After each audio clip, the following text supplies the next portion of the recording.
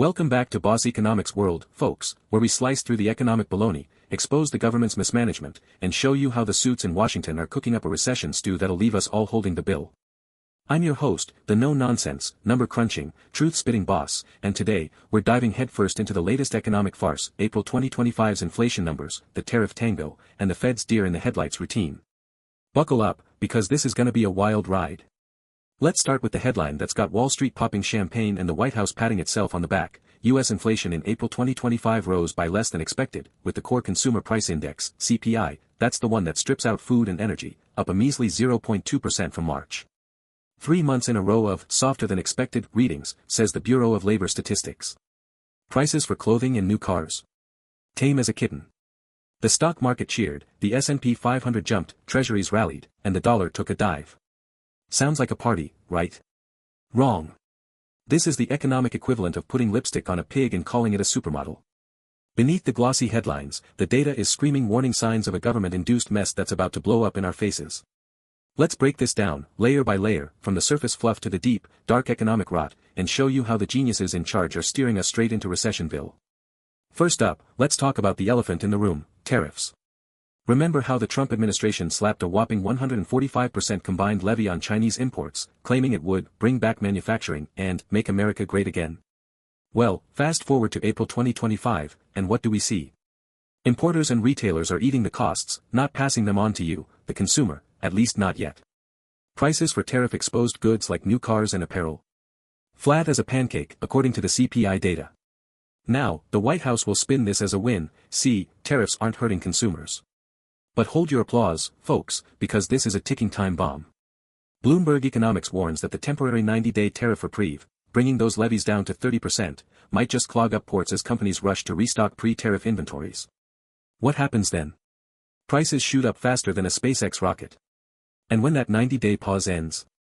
Buckle up, because those tariffs could jump right back up, and you'll be paying through the nose for everything from sneakers to SUVs. Here's the kicker, tariffs were supposed to stoke domestic manufacturing, but where's the evidence? The latest data from the Institute for Supply Management, ISM, shows the U.S. manufacturing PMI barely budged, sitting at 50.3 in April 2025, teetering on the edge of contraction. Meanwhile, the National Association of Manufacturers, NAM, reported in Q1 2025 that 65% of manufacturers cited tariffs as a major headwind to expansion, with input costs rising 12% year over year. So much for pressuring. Instead, we've got a policy that's jacking up costs, strangling supply chains, and setting the stage for an inflationary explosion. Bravo, Washington. Now, let's zoom out from the tariff train wreck and look at the bigger picture, consumer behavior. The CPI report dropped a bombshell. Services categories like travel and recreation are showing weakness. Translation. You, the average Joe and Jane, are cutting back on vacations, concerts, and fancy dinners. Why? Because you're broke, stressed, and terrified of what's coming next. Retail sales data, due out Thursday, May 14, 2025, is expected to show consumer spending on goods was flat in April. Flat. In an economy where consumer spending accounts for 70% of GDP, that's not just a red flag, it's a flashing neon sign screaming, recession ahead. And don't take my word for it. Look at the University of Michigan's Consumer Sentiment Index, which plummeted to 92.1 in April 2025, its lowest level since October 2024. Consumers are feeling the pinch, and they're pulling back. But wait, it gets worse. While grocery prices dropped, eggs saw their biggest plunge since 1984, prices for imported goods like furniture and appliances spiked. Why? You guessed it, tariffs and supply chain chaos. So, while you might save a few bucks on your omelet, good luck furnishing your apartment without taking out a second mortgage. And let's not forget housing, the 800-pound gorilla of inflation. Shelter costs, the largest chunk of services in the CPI, jumped 0.3% in April, driven by rising rents. According to Zillow, the median rent in the U.S. hit $2,100 in Q1 2025, up 7.2% year over year, while wage growth, despite a decent 1.4% real increase, barely keeps pace. So, while the Fed obsesses over its precious 2% inflation target, millions of Americans are choosing between paying rent and buying groceries. But hey, at least Wall Street's happy, right? Speaking of the Fed, let's talk about their starring role in this economic tragicomedy. With inflation, tame, and tariffs not yet hitting consumers, the Federal Reserve is doing what it does best, nothing. Interest rates? On hold for the foreseeable future, says the Federal. Wall Street's betting on 2 rate cuts in 2025, but don't hold your breath. Here's the problem, the Fed's asleep at the wheel while the economy's careening toward a cliff. Sure, core inflation looks manageable now, but as Fitch Ratings chief economist Brian Colton warned, core goods inflation is likely to pick up in the next few months as inventories of goods imported pre-tariff hikes get depleted.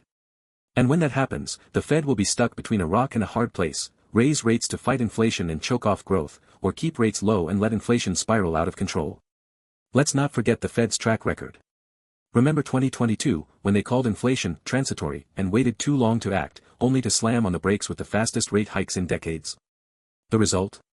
A near recession in 2023, with GDP growth limping along at 1.1% for the year, according to the Bureau of Economic Analysis. Now, they're making the same mistake in reverse, ignoring the warning signs and hoping the tariff mess magically sorts itself out. Spoiler alert, it won't. Now, let's shine a spotlight on the corporate players in this drama. Companies like Nintendo and Procter & Gamble are licking their chops, ready to pass on tariff costs to consumers. But here's the rub, their pricing power is shrinking faster than a cheap t-shirt in the dryer. Why? Because demand is slowing, and consumers are tapped out. Take a look at the latest earnings reports. Walmart, the bellwether of Middle America, reported in Q1 2025 that same-store sales growth slowed to 1.8%, down from 3.2% a year earlier, citing cautious consumer behavior. Meanwhile, luxury brands like LVMH saw U.S. sales drop 4% year-over-year, as even the wealthy tighten their belts. So, good luck to corporate America trying to jack up prices without losing customers. But here's where the government comes in to make things worse. By slapping on tariffs and then backtracking with half-baked reprieves, Washington has created a whirlwind of uncertainty. Businesses can't plan, invest, or hire because they have no idea what's coming next. The latest NFIB Small Business Optimism Index, released in April 2025, fell to 91.5, its lowest level since mid-2023, with 72% of small business owners citing policy uncertainty as their top concern.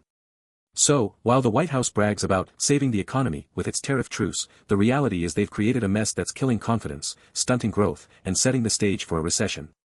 And who pays the price? You guessed it, you, me, and every hardworking American. Let's tie this all together, folks. What we've got here is a perfect storm of government mismanagement, corporate corner-cutting, and Fed fecklessness. Tariffs are a slow-motion disaster, jacking up costs and strangling supply chains. Consumers are cutting back, signaling a spending slowdown that could tip us into recession. The Fed sitting on its hands, ignoring the warning signs. And businesses, big and small, are paralyzed by uncertainty.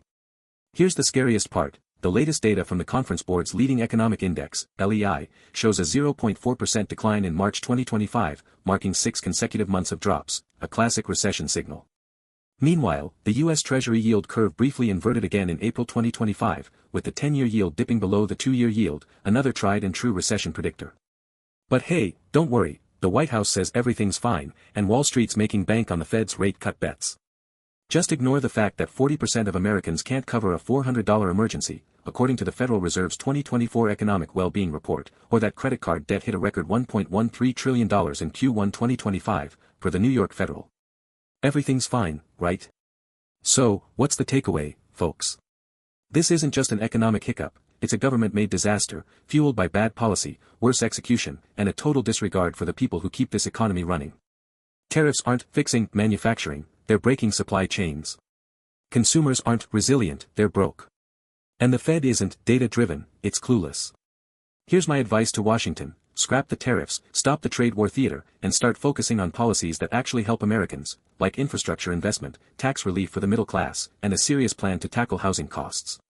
And to the Fed, wake up, smell the recession brewing, and get ahead of this mess before it's too late. As for you, the viewer, whether you're a finance pro crunching numbers or a regular Joe worried about your paycheck, don't fall for the headlines. Dig into the data, see through the spin, and hold these clowns accountable. Because if we don't, we'll all be paying the price for their economic malpractice. That's all for today, folks.